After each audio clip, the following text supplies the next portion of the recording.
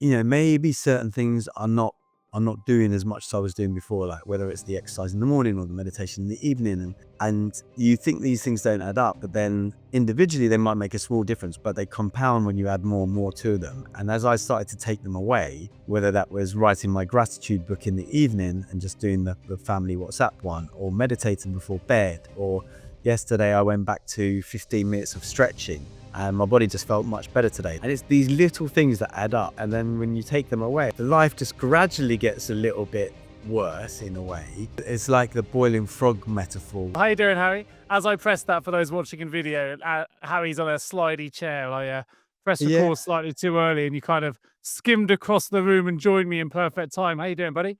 yeah, I'm all right. I'm in my home office in Brighton, and it's the first time really that I'm spending any time here. Now I've worked out for almost 10 months. I've been either in Tallinn or Colombia or London or Portugal or Greece or Bali or Thailand or Italy since then.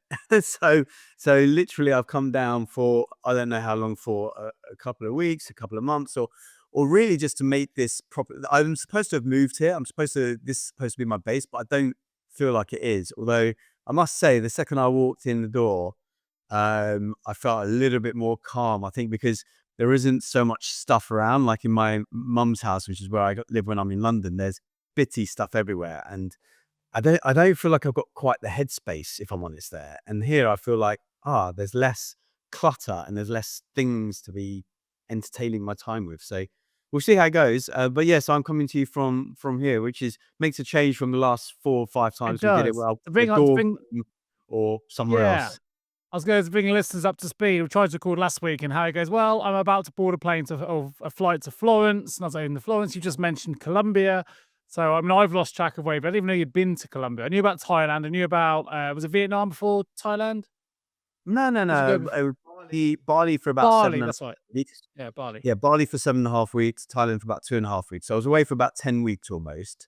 And then I When was came back. Colombia? Now, Colombia was in the summer, but I'm saying is, Okay. did we record? I don't think we recorded over the summer. That's right. So we didn't actually record while I was in Colombia, I don't think, because we took some time Well, off look, maybe. last time we spoke, you were in Thailand. I think it was raining outside, and I think I said to you, "Well, you were feeling a little bit low. Let's be honest. Beautiful part of the world, but a little bit low, a little bit isolated." I don't know if you took my advice or not and went out and met a random stranger, but tell me how you've been since then. Honestly, that night I knew I wasn't going to do it.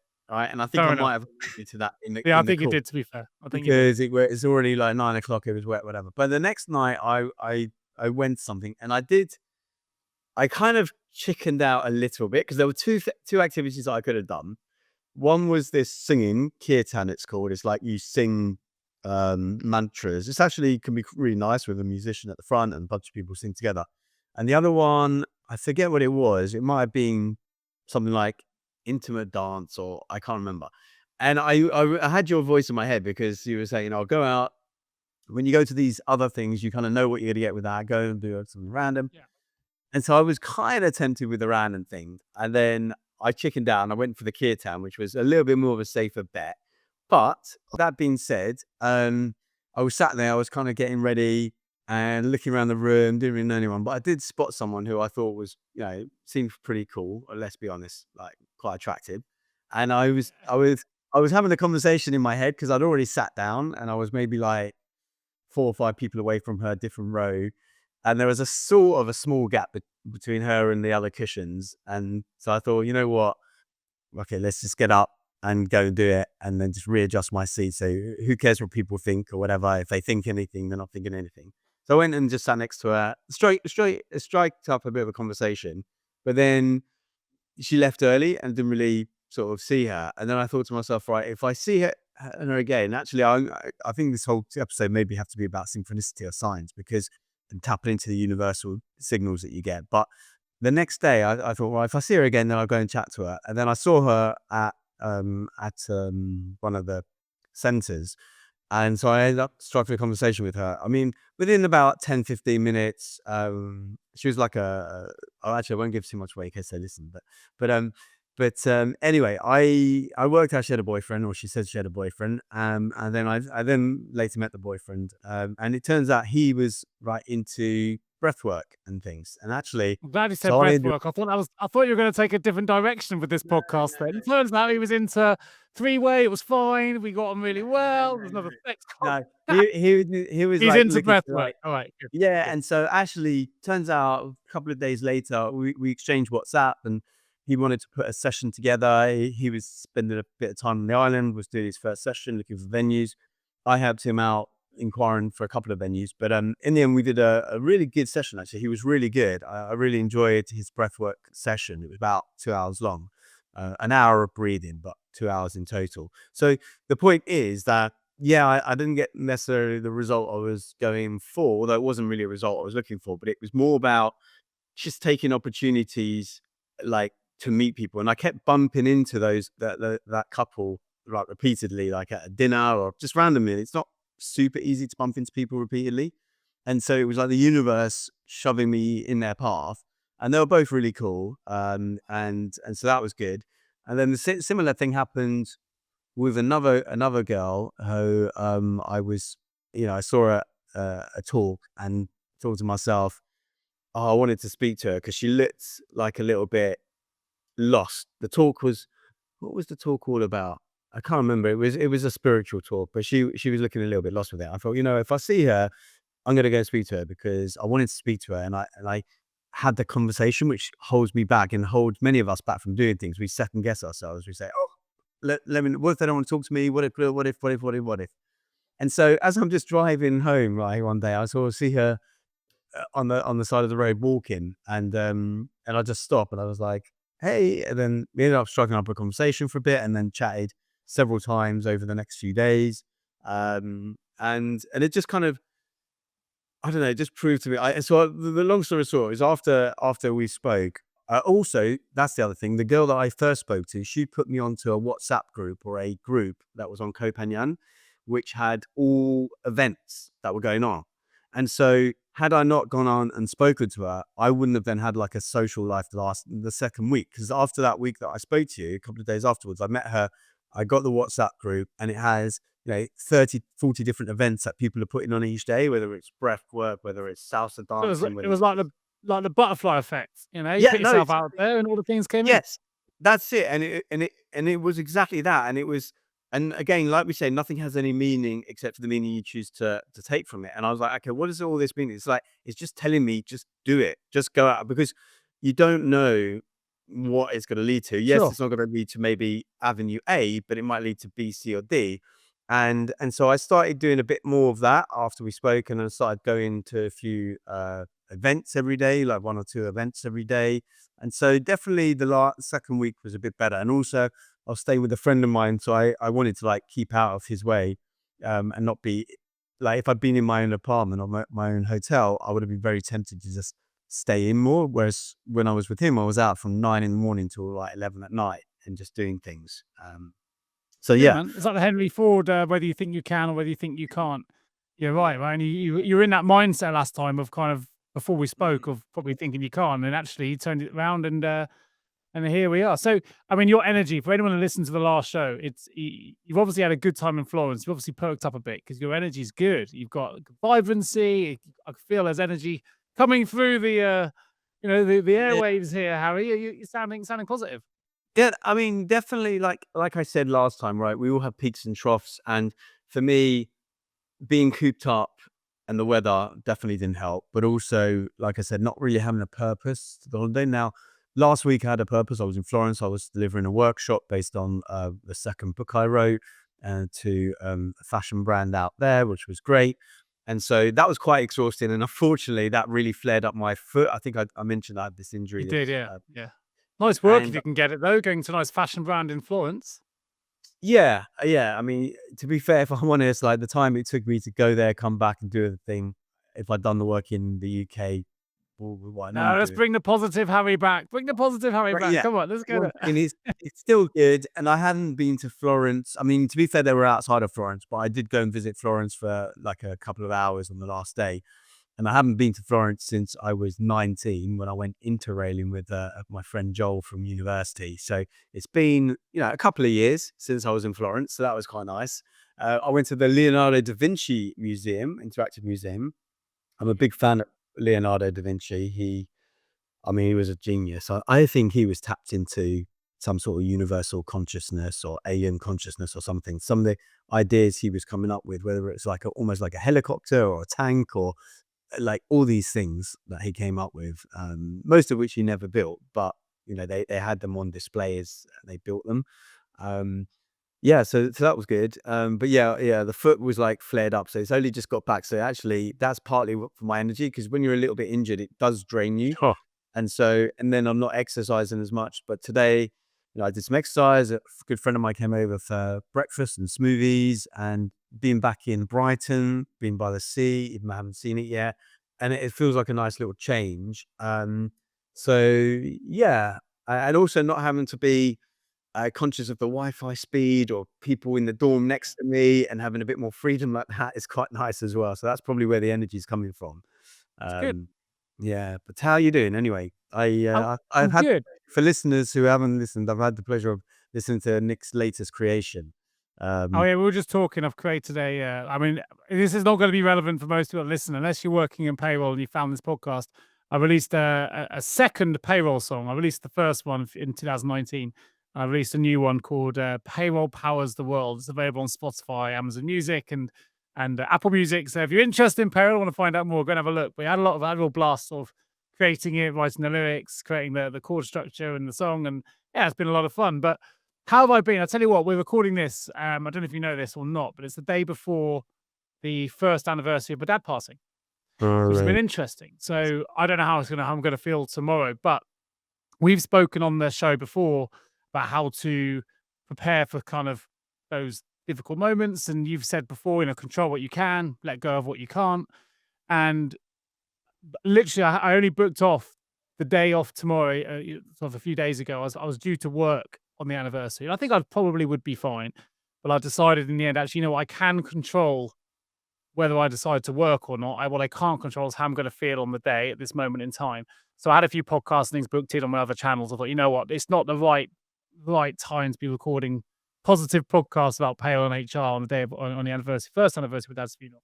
And so I've taken the day off, which is rare. And got in touch with a few of my buddies I play golf with, and they've all very kindly, actually without hesitation, booked the day off as well. So we're going over to Teignmouth. We're going to be out with nature, which is where I wanted to be.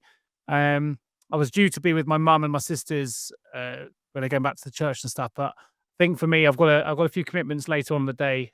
My daughter's got a college interview, but I also just wanted to be in nature and kind of on my own or with friends, rather than be surrounded by maybe the sadness. Not quite sure I'm quite ready for that.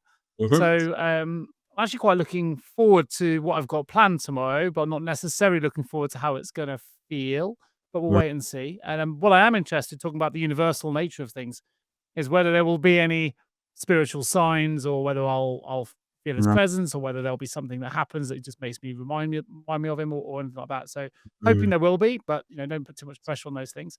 But No. whatever happens, I'll definitely have 4 hours tomorrow on a golf course with nature, with friends, and yeah, not thinking about work. And I sort of brought me back to something you said to me, which is, control what you can, let go of what you can't. Yeah. So that's what I've tried to do for tomorrow. So and I think I'm in a pretty good headspace. I mean, you've obviously been through the first anniversary of things, so Yeah, um honestly, as you were speaking, I was thinking to myself, am I processing it all properly or not? Because like when that came, obviously it was Christmas Eve anyway, but I didn't really have any, marked shift in, like, I think my mum went to, I think actually my mum went to a funeral on that day for a friend of hers. So that was, and I wasn't able to go with her, and I didn't really want to either, to be fair. But um, yeah, I didn't really have anything, and I'm like thinking to myself, am I am I blocking any emotions, and am I still getting sad? Do I cry about it? And I was thinking, I don't generally, but then I think the other day, I can't remember what I was watching, whether it was a movie or something, but someone in that show or the movie was talking about having lost a dad. And then I could feel myself, so I well up on those things. Or, uh, Yeah. I remember when I watched the documentary series about that basketball player, Yanis Atinkumbo, whatever, the Nigerian who's Greek. And then there's a clip Yeah. and he talks about his dad and stuff. So all of that stuff, like, yeah, it gets, Triggers. Yeah, triggers. get Yeah, things yeah. over all the time. So there isn't necessarily a block of emotion there, but then I'm not sure whether I then really sat down and contemplate and go, okay, you know. And honestly, sometimes I feel I actually was mentioned talking about it in at the workshop because I was actually talking about mobile phones, and most of them had. We were talking about sleep, and most of them had issues with sleep and mobile phones, have been on phone, and some of my advice doesn't land with certain people because let's say a lot of my advice when it comes to mobile phones is shutting things down. But obviously, if you're a parent, if you've got XYZ going on, they keep their phone on and then they put it on do not disturb. And I then was recounting the story in small detail about what happened last year because I can't remember if I mentioned to you or not, but on Christmas Eve, I was doing some yoga via YouTube, and at the time, I think I was using my phone to stream to get the data because I didn't have Wi-Fi, but it was on silent. So when I finished the yoga session, I saw like some text messages from my sister. So this was around 9:20, 9:25 in the morning, and I think my mum had been trying to get hold of me since about 9 or 9:05, and wasn't able to. And I was saying, look, I'm not sure even had she been able to get hold of me, would it have changed the result? I don't know. I mean, she was in the throes of trying to do CPR. I think that the ambulance was kind of there by the time I called back. And so part of me was thinking, there's been like 2 or 3 times in my life where someone for an emergency has genuinely tried to get through. Another time was about 12 years ago when my friend had a heart attack and his fiance at the time, now wife, was trying to get hold of me, and it did ring, but I was having dinner and I was like, I'm not going to be interrupted for my dinner to answer a phone call. But after like 3 calls, and then I'd finished dinner, I called her back. Now, there was nothing I would have been able to do in that situation had I answered the phone 20 minutes earlier. And so I use these as examples to tell people, look, I've had genuine emergencies where it's been life or death or actual death. Um, and that's very rare. And so for me to have the anxiety of potentially getting a call every night for 365 days a year for the 1 out of 3,000 days that it actually happens, I kind of take that risk. Now, on the flip side, and I'm just looking at it now, last year I bought like a little cheap phone and then a second SIM card. So my phone does go off, and this never goes off. I brought it with me to Brighton, but often I don't bring it to Brighton. But I'll have it, and only 3 people have got this number. I think both my sisters and my mum, and that's it. And so, in a genuine emergency, someone can get hold of me because I don't want to have my phone in do not disturb. I want to have it on airplane mode or off. Yeah. Um, and so yeah, so I was kind of talking about it, but I didn't want to go too far down the road because I felt myself not maybe necessarily being able to hold it if I went to too Also, much. right, I mean, you and I have had these debates in the past. The recipient of the conversation has to be willing to let it go.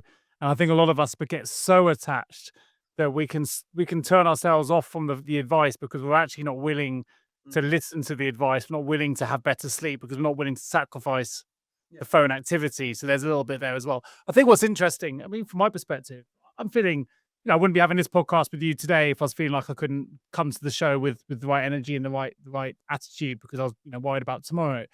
I think what it does do though is it makes you reflect on not necessarily just my dad, but on death itself, right? And obviously, I like the Stoic philosophy and I like listening to and reading about Marcus Aurelius, things that he said. And they've got something called Memento Mori, which is to remember you will die. And the idea being behind that is, if you could leave this life right now, let today or this moment determine what you do, who you spend it with, what Mm, you say, what you think, and live in that moment. And I thought, that kind of led me to going. I spoke to my wife as well and said, actually, I'm just not going to work. This for most people, this might be normal. I very, very rarely take any time off work. I'm a bit of a workaholic, so to either kind of go to my team and to cancel things at genuine meetings in my diary. I had a coaching call which I've cancelled. I had various podcasts I've cancelled. I don't like messing other people around when I've committed to something. But I just thought, no, I can control those things. And actually, if I was to pass away or whatever tomorrow, I don't want tomorrow being the same day as my dad where I was at work. I want to be mm, out with nature. I want to be out with friends. I want to say, think, and do the things that make me happy, that make me feel grounded, that, my dad loved doing as well, loved me playing sport, loved me being outside, and feel like I can connect with him in that way, but also not just connect with him, connect with the person that I want to be and frame of mind that I want to be in. Does that make sense? Not just about sort of getting myself out of the situation. It's also putting myself in a place where, memento mori, I'm remembering that I will die too. And this is if I was to go, then get struck by lightning on a golf course, it's not a bad place to go, right? Fair enough. So I think there's an element of that as well. It's been quite nice to reflect on what death means, not just the loss of my dad, and that being the anniversary, but what it means to us as a family, what it means to us as individuals, and also getting certain things the right way around. We've got to start thinking about updating our will and doing a few other sort of more practical things that you don't really, I don't know, not many of us spend those kind of times thinking about those things. And you suddenly Yeah. realize life can be quite precious and taken away at any moment. Honestly, that one thing that is probably worth doing, especially if you've got a family, is creating, I don't know what you would call it, like a death box. So like in a single file, and make it idiot proof with instructions, glossary, whatever, or contents page, like all the things, like where your finances are, the will, the this, the that, all these things, to make it like, if you do tragically pass away, then that person or your spouse or whoever can just look at that box and get some kind of inroads into what they do. I think my mum started to create something for herself. She was saying, and she's talking about us doing, like, I need to do a will. I think I did a will a while back, but things have changed since then. And so I need to probably do another one. And yeah, whether that's professionally done or just any which way done. So it's definitely worth it, thinking about, making it easier for the people that need to deal with things afterwards. Yeah. You It's must kind have of doing it now, right? It's the idea of the present moment is all you have, right? And it's one of those things you constantly think of, well, I'll do that tomorrow. I'll do it next week, or it's not important now. I'm not going to go anywhere. And then suddenly you think, oh, shit. you said tomorrow there, because I was I was thinking that word tomorrow earlier today, and I can't remember in what context I was thinking about it, but I was thinking about it as if someone telling me, like maybe my niece, oh, I'll do that tomorrow, I'll do that tomorrow. Then me going up, and often what I'll do is I'll show the calendar and I'll say, show me where tomorrow is on the calendar. And they'll say, let's say we're recording this on the 17th, they'll point to the 18th. I go, that doesn't say tomorrow, that says the 18th. Because it's all about when you set a goal, being specific with the time and the date. And what jumps into my head, I don't know if you're as much of a fan as I am, but I'm a big fan of the Rocky movies, obviously. Yeah, I like the Rocky movies and the Creed movies. I'm probably not as big a fan as you, but I'm a big fan. I'm more of a Tom Cruise cocktail man. I've got a story So there as well. in Rocky 3, Apollo Creed is training Rocky to go beat B.A. Baracus or Mr. T. And Rocky's having a hard time with it and not really wanting to do the training. And he says something like, oh, we'll do it tomorrow. And Apollo Creed keeps saying, there is no tomorrow. There is no tomorrow. I don't know if you remember that line, but I love that line. And it was so apt because there is no tomorrow. Like, there literally is today. And then tomorrow will be today, as it were. So Yeah. it's it's a funny one. But I mean, the thing is, you can't always live in the now, right? You have to live across both future and past in some way. You have to learn from the past and you have to plan for the future. So it's That's tricky. like I don't know how it goes. Something like, there's a quote that says something like, "Don't argue about what a good man is or should be, just be one." As in, don't waste the time spending. I Man, think a good man is this, that, and the other, or good woman, whatever. Just be one. Just own it, because as you right. say, today's all you've got. Like, there's no point Yeah. trying to be a better person tomorrow, and you're in that context. Be a better person now. Just Yeah. don't be an asshole. Just be better. I Just think be better. I was mentioning something to my niece the other day, because I was walking her to Greek school, and she was saying that the bag's really heavy. And one of my favorite lines, I always say, "Yeah, don't wish it was lighter, wish you were stronger." So Oh, I bet you love that. yeah, I mean, and I was like, and I always crunch it because they're like 10, 11, 12 years old. So I'm like, do you understand what I'm saying? Poor girl, actually, the 12-year-old, she texted me on my way here, and she never texts me. Right? She's got my mobile number clearly, but she got in trouble at her school. I mean, you'd And have missed it anyway because yours in Do Not Disturb, and she's not oh one of the yeah, three I people, wouldn't so have, I didn't see it until you'll I get it tomorrow. wanted to I'll see it. tease But I but did that. she got into trouble at school because she goes, "Oh, that lip balm you gave me," I didn't give her a lip balm. I gave her like a face cream because I don't want her using all these chemicals that she's now putting on her skin. It's terrible. So I gave her what I use, which is basically a hemp-based CBD like cream. And she's like, the cream, I got in trouble at school because the cream, the lip balm's got CBD and it's a drug and blah, blah, blah. And then they've sent it me to the teacher, and I'm like, "Oh my God." So I don't know how she's responding. I feel really bad for her. I might have to give her a call actually. But I said, look, it's not psychoactive.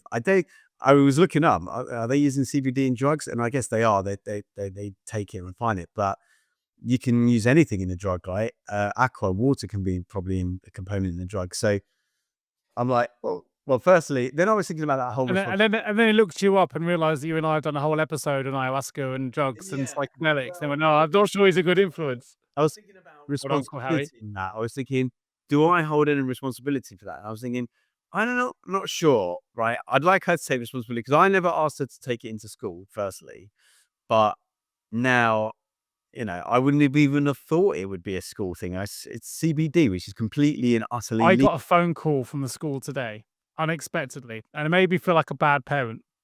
Although I had nothing, I'm not sure I've solved myself of responsibility here, but I was not aware of what the call was about. And I got 2 missed calls. I thought, "Oh, I better call that back." It was like the school number.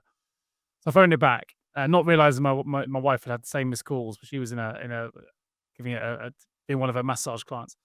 And, it was the school saying, "Are you aware that you sent your daughter to school with an out of date sandwich? We're not sure if we need to make her a new one or whether this one's okay for her to eat." And I was like, "Yeah, it'll be fine. I've no idea." Like, I said to her, "We imagine we just picked it up in Tesco or whatever yesterday and it was fine for today." And she's like, "Well, we can't really be giving the children out of date food. So we really do need to get parental permission." And I was like, "Oh, I sound like the worst parent now." They're even offering to say, "Look, we can make her a fresh bake." I was like, "Nah, she'll be fine. It'll be fine." Then my wife called back and went, "Yeah, she'll be fine." I said the same thing. But, it wasn't, could have been anything, but we did answer our phones. Turns out out of date sandwiches for your kids is frowned upon, Mm. probably correctly so. I know. I did say blame me as well in the text, I think, because I was like, blame your crazy uncle. Yeah, it's all his fault. So I feel bad because she's quite a sensitive girl, and it's a bit of a fancy school, so they might frown on things. And for her to text me, which she's never done, she must have felt a little bit, because when you get in trouble, you feel like really overwhelmed sometimes with it. Or I felt, yeah, especially at that age, you feel like it's All the your end of. senses are firing and you get anxiety and else comes in Yeah, pretty and quick, stress. right? Yeah. And so I wanna make sure she's okay actually, so I'm gonna just text her after the call, but, yeah, so I thought that was amusing. I'm not sure where I was going with all that, but, still there we go. Um, I've lost track now. But actually, on death, as morbid as it is, I mean, for me, do you ever dream about your dad? Does it come to you? Haven't Yeah, yeah, not as much as I'd probably like to be honest, because I quite like thinking about him as much as possible, and sometimes I feel guilty I don't think about him more. There's standard things where, he's such an important part of my life that if I'm not thinking about him all the time, you sometimes have that guilt complex of, "Oh, I Mm, haven't thought about him for, a day or not a day, maybe a half a day or whatever." You go, "Oh, why is that?" So actually, I don't do I have done, but not as much as I probably anticipated that I would. Um, I get triggered by signals and statements and seeing certain people who bring it up, and it's the raw emotion still definitely behind the eyes, but mm, haven't dreamt about him too much. But my parents and my sister have seen like signals everywhere, from yeah. white feathers to golden ladles, streams of light, and all sorts. I haven't seen anything. And I was like, "They are there. You're just not seeing them." I was like, "Well, I'm not seeing them. Sometimes you see what you want to see, sometimes you don't, and I don't want to question anything that people see because it's true for whatever it is for them in that moment. Maybe I am missing the signs, but I'd quite like to see something just to give me that kind of comfort, but that hasn't happened for me." Yeah, I don't know if I've seen signs out and about. I've dreamt about him on occasion. I think the most recent one might have been a week or two ago, but where it feels so real. It feels so real. And I think in that case his knees were better because he had bad knees before he passed away, and he was like doing a squat or something or doing something. But my sister never says that she never dreams about him. And I said, well, what you could do is you think about him before you go to bed, but you prime that for your nighttime, and that might help.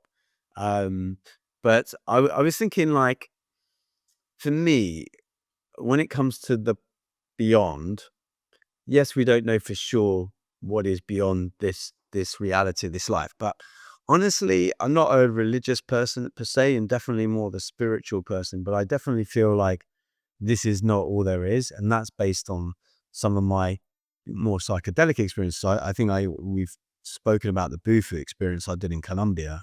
I think we did. Yeah, you have, yeah. And honestly, I believe that was what happens afterwards. Honestly, that consciousness, which is not formed from matter, in my view. Oh, well, matter is formed from consciousness. Consciousness does not emanate from matter, which is a different way of thinking about it from maybe a more traditional sense. And I'm 100% certain that that's the case. But there is a field of consciousness beyond several dimensions and realities where we all emanate from, which ultimately, when I went there, was filled with just one thing, which was love. That was the overriding sense I got, which isn't a feeling because I didn't have a body in that space. I was just essence, but the energy that everything is formed from, it sounds cliche, but it is love. It's really, I can't explain how convincing this was to me, and so that gives me a lot of solace. Now, in that realm, in that space, I kind of knew everything. I had connection to every soul, whatever, past, present, future. I didn't identify anything with my dad there, but I knew everything and like the answer to anything and everything. It was really, really weird. But then someone asked me about this the other day. So like, you knew the answer to this or that. I was like, no, actually, because all of that stems from this three-dimensional reality. But when you're in that space, there is nothing to know, like Yeah, no, for sure. It makes sense. other than that sense of love. That's all there is. And so you know everything because that's all you need to know in a way. So all of this stuff doesn't matter. Why someone said, what's 365 times 2? Like, I don't really, times 2000. I don't know off the top of my head. Maybe you can work it out very quickly, but that wasn't relevant. Right? Yeah. So it's hard to describe, but it does give me, the point is, it gives me a little bit of solace. And whether or not that is reality or not, I mean, part of me believes that even in the beyond, what you believe about the beyond is what you experience in the beyond. So we may not all go to the same place. Our essences might not do that. So yeah, I mean, it's hard to know. It's a bit like I don't know if maybe you can define it better than me, but the definition between belief and faith, which for me are different things. Like belief is more that we think we have a feeling that we know a potential outcome. So we potentially believe in an outcome may be true, whereas faith could be the almost a certain knowledge that there will be a positive outcome, but you don't know when or where that outcome will come, and it may not come in the way that we think to be true, if that makes sense. So I think that they're different. We have lots of beliefs, and you talk about lie being in the middle of a belief, and often they are untrue. Faith, though, you don't have to have the outcome presented to you in that moment for you to have a strong faith. You just have to almost have faith in the journey itself that bad things can happen, but there's a positive outcome further ahead, and whether that's in the afterlife or whether that's something else. I think I've been running and going for runs and thinking about these kind of things of what do those words mean, because I'm not Mhm. religious either, but I also certainly wouldn't be closed-minded enough to say there's nothing on the other side either. N- I can't disprove or prove either. I would be very open to seeing a sign if one was to come in front of me, and I would love to attribute that to my dad or to something else, but it hasn't happened yet. But that doesn't mean it never will. I'm hoping maybe something will happen tomorrow, and if it doesn't, it doesn't, and that's cool.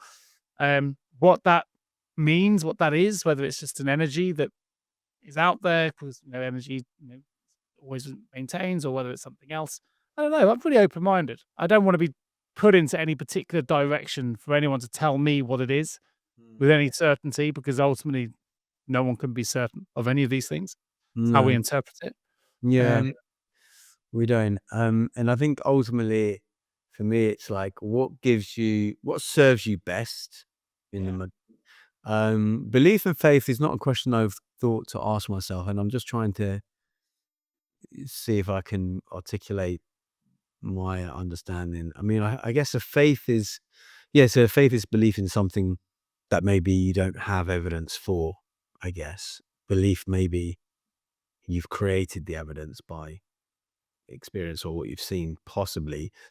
But I was trying to think about it in more practical terms, because I was thinking, like, I have faith, as it were, when I'm driving. I was having this argument with someone many years ago about trusting strangers, because I think there was something about not trusting strangers, or why should we trust strangers? And I said, we trust strangers every single day of our lives. And I used the example of, when you're driving down the street, you trust or you have faith in the person coming opposite you that they're going to stay on their side of the road, right? And he was like, no, I don't. I have faith in my car protecting me. I was like, I don't think that's true, because if you didn't have faith in that, then yeah, your car might protect you if someone hits you, but then you'll be getting your car like reworked every day, right? Because you're going to be getting smashed, right? You have faith that you're going to survive, but you do have faith that that person isn't going to veer onto your side of the road. And my whole point was is that we trust strangers all the time. We just don't maybe recognize it as such, because it's something that we do all the time. But ultimately, you have to have faith that that person is going to stay on their side of the road, and you're going to stay on your side of the road. We talked in the past about the difference between a reported life and a created life, and I gave the I won't go through it again. So I've mentioned it a couple of times in the show, but the shoemakers who arrive in a place where there's no shoes, the brothers. But I think that's what we can ask ourselves, whether we have a reported life or a created life. When we wake up in the morning, you said it's ultimately down to us. So, how am I going to create myself today? Am I going to be courageous, curious? If I don't have faith in the other drivers, am I going to be anxious? In your example, I certainly would be anxious driving, even if I thought my car would protect me, if I thought every single person was going to veer into me, right? How will I create others today? How do I want to show up? How do I want to tomorrow? I'm going to want to show up probably differently to how I wanted to show up today. And that's because I'm in a different environment, different people, different circumstances. I'm within my circle of control. So I'm going to try and manage those and forget the things that are outside of that circle of control. Mm. And how will I create the world today? What positive impact can I make? And certainly my friends doing that for me tomorrow, because 3 of them have taken a day off their own work, their annual leave, to be with me tomorrow and play golf. And I think they're making that choice almost like a daily mindset practice of making that choice in the morning. I'm going to have a positive impact on Nick today by being there for him on the first year of the anniversary of his dad's death. And I think that's a nice way to show up. Yeah, that's a really We don't nice. often have those conversations with ourselves. We wake up and we get on with Groundhog Day. We get into our daily routines without asking ourselves. I'm guilty of it. I don't ask myself these questions every day. I have to remind myself to do it. And but if we just do it every day, we'd probably be a more mindful place. One of the book that I read every day. I think I've mentioned it a few times. There's one book I've been reading every morning for 15 years now. The Greatest Salesman in the World. Yeah. I think I'm. Yeah. They have 10 scrolls, and each day I read a different scroll now. But the first time you read it, you read the same scroll 3 times a day for 30 days before you go on to the next one. So it takes 10 months to read this book. But the second scroll always says, "I will greet this day with love in my heart, and the people that I greet, I'm going to greet with love." So that it kind of gears you up. How do you want to show up for those people? And then there's another scroll. I can't remember what number it is, but it reminded me of what you were talking about earlier. It's like, I will live this day as if it is my last, which is, hard to do, if I'm honest, because I don't really do it, but it gives you a thought experiment, really, in a way, to do that. So those 2 scrolls popped into my head as you were speaking there, because it does prime me for thinking about how I want to interact with people, or how I want to go about the day. Sometimes I must confess, because I've been reading it for so long, although I did take a 3-month break, probably when I was traveling now, it becomes a little bit in one ear, out the other. I'm not sure if I reflect on it as much, because I'm like, oh, I just want to get through it, sort of thing. I think after 25 years, mate, that's understandable, right? Well, 15 years, but yeah. Indeed. But actually, it does keep me somewhat grounded. I think, I was looking at a post from someone the other day on Instagram, and they were talking about how they'd made all these little changes and how that keeps them grounded. And when they slip, they slip. And I was thinking that is so true, because I think we've talked about it before, where I said, maybe certain things I'm not doing as much as I was doing before, like whether it's the exercise in the morning or the meditation in the evening. And you think these things don't add up, but then individually they might make a small difference, but they compound when you add more and more to them. And as I started to take them away, whether that was writing my gratitude book in the evening and just doing the family WhatsApp one, or meditating before bed, or yesterday I went back to 15 minutes of stretching, and my body just felt much better today, like 5 minutes per stretch. So 3 stretches, a yin style. And it's these little things that add up. And then when you take them away, or when I take them away, suddenly the life just gradually gets a little bit worse in a way, and I don't realize it. It's like the boiling frog metaphor where Yeah, yeah. It's the you just, marginal gains but in reverse, right? yeah, It's you yeah, don't notice the heat coming you're up for boiling the, the frog, yeah. it's the same thing, is that I don't notice that all these things are detrimental when I take them away. And so now I've been a bit more conscious to try and add things back in that I It's a was. tough one because you also don't wanna be too mindful as a daily mindfulness sort of activity of things that are adding up, because it leads you to believing there are problems, and of course, a problem is only a problem if you think it is. There's that element of you can fall into that trap of spending so much time trying to avoid the problems or challenges or obstacles, whatever way you wanna word you wanna use, when actually that time could be spent focusing on other things. As you say, to go back, a problem is only a problem if you think it is. Um, I think for so it's about me, balance, isn't it? it is about balance, but even more than balance, it's really about having an internal meter so that I can gauge, or an internal level of awareness that I can really Yeah. be supple in feeling like, and asking that question, right? How am I doing?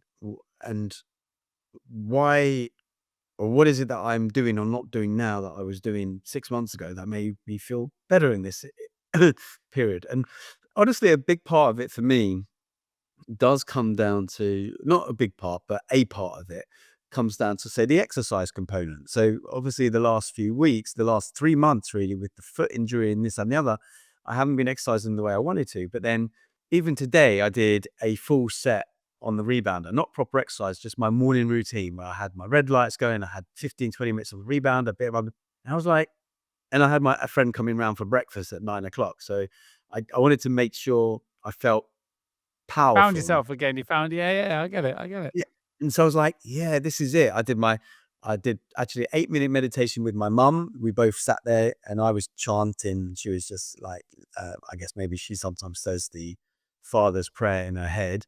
And then I did my own rebounding, and then she joined me for some resistance bands, and then, showered, and I was like, by 9 o'clock, I'm like, "Yeah, I'm here, I'm ready." But sometimes, I'm getting up late and I'm not doing this. I'm just doing a little bit of that, and then I really feel it. So for me, I know, one, and I've always known this for at least 15, 20 years, that the body for me, and when I'm injured, really, really affects my mental side.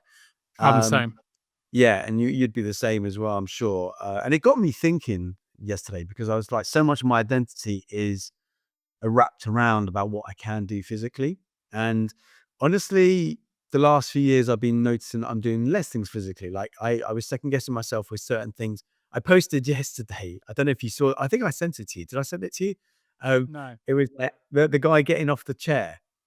He's trying to get to the top cupboard. Oh my! Oh, I no, have you to. did. You sent me on Instagram. Yeah, yeah. When you really hit your 40s and everything's like, take 2 minutes and yeah. And I did this today actually because I was getting something from the top shelf, and for the viewers or listeners who didn't see it, effectively the guy is going with a voiceover of someone, but you put your hand down on the counter, you get a stable footing, you take one step at a time. Whereas when you're younger, you just jump off it, and I'm starting to do that in terms of putting my hand down, taking one step, and I'm going, hang on a second, the little kid inside of me is, where did that person go in the last, I think it's been in the last 5 years, if I'm honest. Well, And I was listening to Bear Grylls on the High Performance podcast, and he said, "Where are you in life?" He's 50 years old now, and he was like, "You know what? I'm 25% into my life." He said, "By the time the next 20 years of science," he said, "we'll all be living to 200. They'll find something that allows me."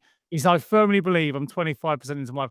I quite like that. I was like, "Okay." He's older than me, obviously. I'm 43, so I was like, I quite like that mindset of going, "Hey, look, embrace the first 25 years. I'm not even halfway through yet. People think I'm middle aged at 50. I'm definitely not. Science will allow me to live longer, and he said I'll do all the things I can to prolong it, in the meantime." And we've got to bring this into context. We've got an ice bath arriving on Friday, which I'm really excited about. ah, I don't know how I get on with it when we get on the show. The idea of you know, living in discomfort to build resilience, and I'll be interested to see how my mind works in the first thing in the morning when I'm plunging into freezing cold water and I'm waking up. So whether I embrace it in the way that I think I will, or whether in reality I'll go, maybe I'll do it tomorrow. I will wait and see. But it was I on mean, Friday, so I'm excited. I don't know how that oh, helps my mental health. now you're gonna make me think I'm gonna have to get back in. I haven't jumped in the sea for so long here, and now it's March. It's gonna be pretty The whole cold. reason you moved to Brighton, dude. Get No, in there. I Get in know. there. So I think I'm gonna have to do it tomorrow. But it's interesting that you talk about that. I've said to my friends when they say when we go out for dinner, sometimes they go, "Oh, but Harry, we're middle aged now." I'm like, "Speak for yourself. I'm quarter age." I've said I'm quarter age for a long time. I've said for 10 years now that my plan is to go to 200, if not more, and that's in a healthy way, right? That's in a healthy way. And there is actually a documentary. I haven't watched it yet. It's called Longevity Hackers. People like Peter Diamandis, who was one of the guys that founded the X Prize. That was the whole thing that started off Virgin Galactic to put a ship into space twice in 2 weeks. Anyway, he's in there. Tony Robbins is in there. A bunch of that Brian Johnson might be in there as well. But I I'm feel sure it like probably will be. there is a point maybe coming in the next 20 or 30 years. So I think, yes, Bear Grylls is right, and he's probably been listening to Naveen Jain as well. If you can survive the next 20 or 30 years, there's a good chance that you may have things that can slow things down. Now, maybe that's a bit pie in the sky because I think we've I been don't know. saying, We'll be in an era of singularity by then, right? When computers are a million times more powerful than we are now with the toddlers at the moment. So, computing power, technology, innovation. Who knows? It's. yeah. I'd like to live another 160 odd years. Yeah, That'd and be sweet. honestly, I think I can't remember if I mentioned this in the book or other times. It's not that I feel that we age too quickly, and so the things that we generally do, like not sleep well, eat processed food, drink, actually speeds up the aging. So instead of for every year we age, 1.25 years or 1.5 years, and actually, if we took those poor lifestyle choices out, we're not slowing down the pace of aging. We're just going to the pace that we probably should be at. And so if you could do that, and then extends you a little bit longer, then you get the technical benefits that might arise, or the stem cell stuff, or whatever else is coming. Um, then that could be quite interesting. I think in the trailer for this longevity hackers thing, it talked about that they started to reverse aging in dogs, and I need to really look into that. So I'm going to watch that And movie. there's loads of things going on. There's companies like I think it's Agronomics that are now making meat in labs, so you don't have to kill animals to eat it. There's all kinds of things happening now. There's optimized food and proteins and Yeah, so who knows what stem cell research, as you mentioned. Yeah, so I Yeah. think, yeah, quarter life, I think, is fair, and even if it's not the reality, it doesn't turn up, it's a belief, right? It's this lie that we tell ourselves, which actually helps us in a way, right? Because, or it can and it can't. If you think you've got all the time in the world, then, yeah, if you do live to 200, then, yeah, maybe you don't wanna get married till you're 70 or Or something. 150. Yeah. I mean, how would society fundamentally change though as well? If you did live to 200, what does that mean for things like marriage? Right? Because We'd the have you have to have a new system because there'll be people celebrating the 100th wedding anniversary sooner rather than later, well, right? I don't know. I think maybe if you're 30, you're thinking, hang on a second, do I want to be married to this person for 170 You years? can't. Platinum's gone, gold's gone. You'd have to give diamonds gone. You'd have to give him like a new Bitcoin status, digital gold. There you go. Oh, when you have 100 years, you get you, You'd you get make good Bitcoin. choices even to get married because, like, or would we see marriage as a 25, 30-year endeavor, and you I have don't to know. I think renew. that's a whole new podcast. And that's no, people listening to this going, see, that's why I haven't proposed yet. That's why. Listen to Harry. He said I have to do it for 100 years. God We'll knows. start Yeah. getting complaints. I'm It's only teasing. Well, now, I'm conscious of time, buddy. I'm glad you're in a much more positive space. Where you going abroad again anytime No, soon? I've got no plans, although my mum did try to convince me to go to LA on Friday with her. So No, she's okay. actually so my sister's going to LA with her family. I think she's just trying to kickstart her whole movie career again. So she's almost going back to where she was 15 years ago, where she went out and had meetings and got her agent and all of this. So my mum's going out to help with the kids. And she's like, "Oh, why don't you come? And I've got Virgin Air miles and everything." But honestly, a couple of things. One, I think it would add to complication because in terms of like 6 people in the car versus 5 people in the car is a big change. And it's their family holiday with my mom helping. A, it wouldn't be a holiday for me because I'd be helping as well. And It'd be B, the sixth wheel. I don't And want you to, just got yeah. back. You just Yeah, got back. and that was the other main reason is like I don't really want the jet lag, like not necessarily going there, but coming back, and the whole time zone change for the body is not great. So No, it's not. I just need to relax a little bit and settle in here in Well, Brighton. enjoy. I'll expect a message from you tomorrow when you've gone into the sea at 5 a.m. I'm not making a massive promise on this. I'm just saying it's a consideration. Now, we definitely heard it here, listeners. He definitely promised us all he's going in at 5 a.m. in the morning. That's cool. Well, next time we connect, mate, hopefully I can give you an update on how the ice baths are going, if they are going at all. And yeah, we'll be through, both of us will be through those first year anniversaries next time we meet, and lots going on. So, well, good luck to tomorrow. cheers, buddy. Enjoy the golf and hope the experience is a nice experience. I'm sure it will be with your friends there to support you anyway if anything does crop up emotionally. And enjoy being back in the UK, mate. And we'll look forward to catching up with you pretty soon.